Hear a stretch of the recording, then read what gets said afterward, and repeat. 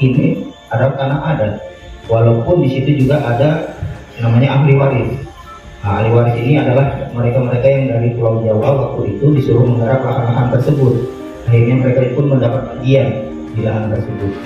Nah, karena di mana-mana konflik ini pasti nanti benturannya dengan aparat ataupun namanya dengan pam-pam swakarsa. Diketahui lahan tersebut belum berstatus hak guna usaha dan telah dibuatkan berita acara yang ditandatangani oleh pihak PT PN 7. Ini kemudian di dalam berita acara hasil surveinya juga, satu lokasi tanah terletak di Desa Taman Sari, Kecamatan Gedongga, Kabupaten Sorong dengan luas kurang lebih 329 hektar.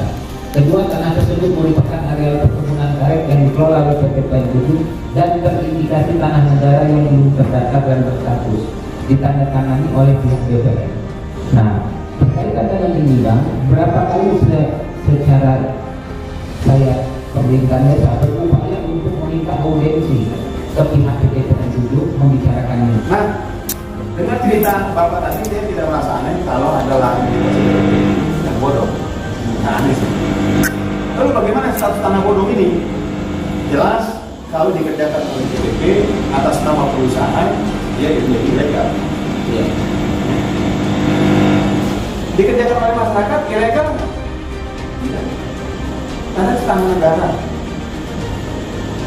Masyarakat bisa mengerjakan tanah negara, bahkan kemudian mengajukan peningkatan status haknya menjadi hak milik atau hak yang lain kepada pemerintah dalam hal ini BPN. Nanti BPN periksa. Dan di sini pemeriksaan sudah dilakukan kan, dengan berbagai macam itu. Saudara, bahwa itu tidak ada haknya si BPN. Jadi BPN harusnya out. Itu simple, sederhana sebetulnya penyelesaiannya. Kalau para pihak ini mau, terutama sekali pemerintahnya bukan PTP, PTP pasti nggak mau. Apalagi orang-orang PTP, pasti nggak mau. Dia akan bisa bertahan dengan berbagai macam upaya. Mungkin termasuk nyogok. Semestinya sederhana.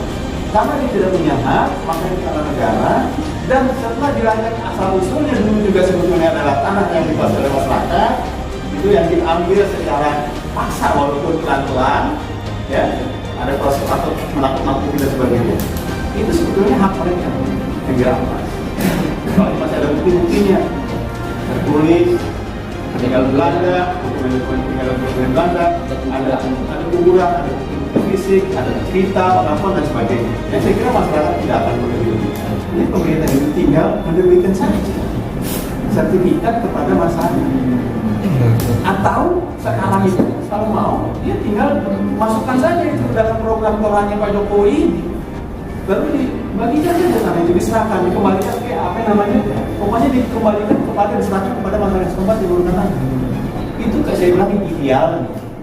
Jadi nggak ada yang sekali ada yang perlu dipersoalkan di sini ya. Jadi tinggalkan saja, tidak perlu lagi bicara audiensi dengan PTP. Enggak itu kan. Audiensi juga buat orang yang berhak ya. Mereka bukan pihak yang berhak. Dalam pandangan saya tidak perlu. Oke, itu satu. Yang kedua, jadi sebetulnya tanah itu bisa kembali dikuasai kembali oleh masyarakat melalui skema-skema jalur yang sekarang tersedia. Tadi bilang mau pendaftaran tanah biasa saja, atau kemudian didorong menjadi bagian dari program orang, kalau bisa lebih cepat, mana lebih cepat, itu tidak dipilihkan. Ya, kalau ini sebetulnya cukup berhenti sampai di pemerintahan kabupaten, walaupun nanti eksekusinya dari BPN pusat. Mestinya kalau sudah ada usulan dari BPN daerah bahwa itu bisa dirilis, setelah itu dalam bahasa mereka BPN Jakarta itu tinggal tanda tangan saja judulnya sebetulnya, walaupun seringkali masih harus ada lobby obrol sana sini lagi karena ya kita tahu lah birokrasi dan sebagainya. Tapi intinya sekali lagi bisa diperjuangkan persil-persil yang dia sebetulnya berada di luar atau bahkan yang dinyatakan tidak sertifikat, tapi itu juga masih dia jangan belum cuma statement aja Pak. Itu masalah juga lain. Karena melihat HGU milik orang itu tidak bisa. Ini dianggap rahasia. Walaupun sudah pernah ada keputusan ya, dari Komisi Informasi, bahkan dikuatkan oleh Mahkamah Agung bahwa HGU bukan rahasia negara yang publik nggak boleh tahu. Ya. Undang-undang informasi memang mengatakan ada sejumlah dokumen raja negara yang tidak bisa diserahkan, dilihat oleh publik. Tapi sudah dinyatakan dalam satu kasus yang diuji waktu itu beberapa tahun yang lalu bahwa RGU itu bukan, artinya itu bisa dilihat.